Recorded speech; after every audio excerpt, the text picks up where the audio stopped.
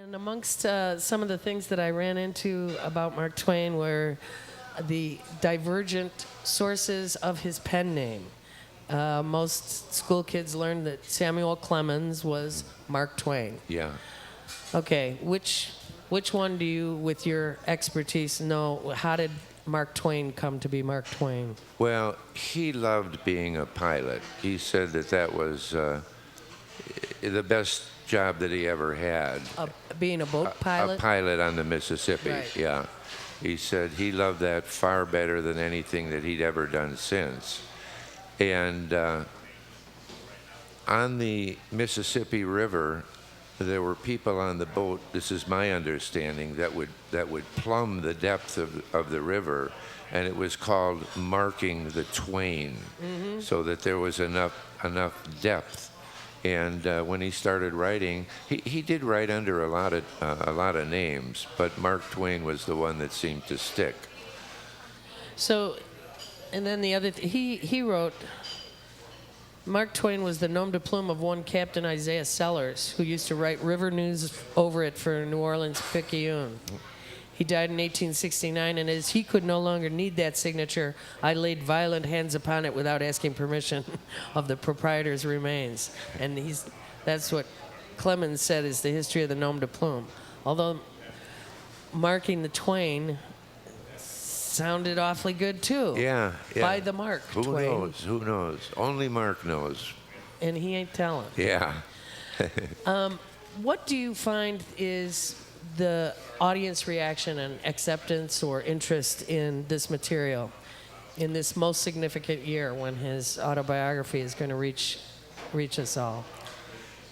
Well, people get out of, it's like a piece of art. 100 people can look at it and everyone will have a different reaction to it. And that's the way that the Twain material is. Some audiences you play to find it excessively humorous, and other people don't laugh at all. So it's kind of strange. So the best would be a mixture, an audience that mixes both of those together? Yeah. So that some people laugh and get the other ones started or loosen them up a little bit. Yeah. It's a fun show.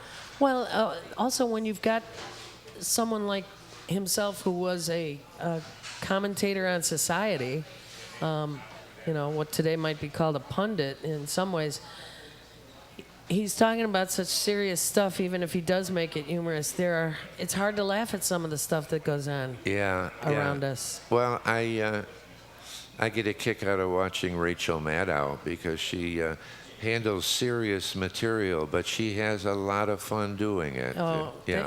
Thank heavens for her, because I can't watch news much else besides her version and Jon Stewart's version. Yeah, and thank God Colbert. for Link TV too with Amy Goodman. So I love her Amy too. Goodman, who is not having as much fun. No, generally. she's very serious about the conditions of the world. Yeah. So, give us another little piece of Mark Twain, if you would, and we'll let you eat your breakfast after that. All right. Okay. Let me see if I can think of something. All right. Last year I celebrated my 70th escape from the gallows. I'm approaching the threshold of age.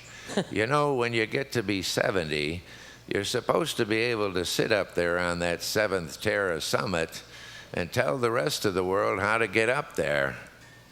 Well, I've been anxious for some time to tell my system, and now I have the right. Well, I suppose I've achieved my 70 years in the usual way by sticking strictly to a manner of things that would kill anybody else. So that's a little piece from his 70th birthday celebration. Yay. Oh. So the title of your one-man show is called Trouble Begins at 8. And is that from Mark, or is it? That's the title that he used for his program when he traveled around the country. Trouble Begins at 8. Yeah, he said he came back to San Francisco and was out of a job, so he hired a hall and gave a lecture, and he hasn't had to do a day's work since. Good for him. Yeah. So let me just share with people where you are, Chick. I'm talking with Charles Richards, who plays Mark Twain in a one-man show, and he is Chick. I'm not trying to be schizophrenic about it, right? Right now, you're playing at Near Northwest Arts Council on North Avenue, 2215 North Avenue. You've got 2 more shows. Tonight and tomorrow is a matinee, right. 3 p.m. Yep. And then he's coming up north to the No Exit Theater on Friday, June 4th and Saturday, June 5th. Right. And I'm sure there will be beverage and food available along with the show, but the show itself starts at 8. 8 o'clock. Good. Yeah, we made that up just now. No, just kidding. Well, Chick, thank you so much for coming up and after a show, getting up so early and coming out and joining us. I'm going to see this. I hope a lot of our listeners go, and I think this will be a big year for you. Yeah, thank you, Katie, and thank you for all that you do for the Rogers Park community and all that you've done for the last 30 or 40 years. It's amazing. We love you. Jeez. Shaw. All right. That was unsolicited.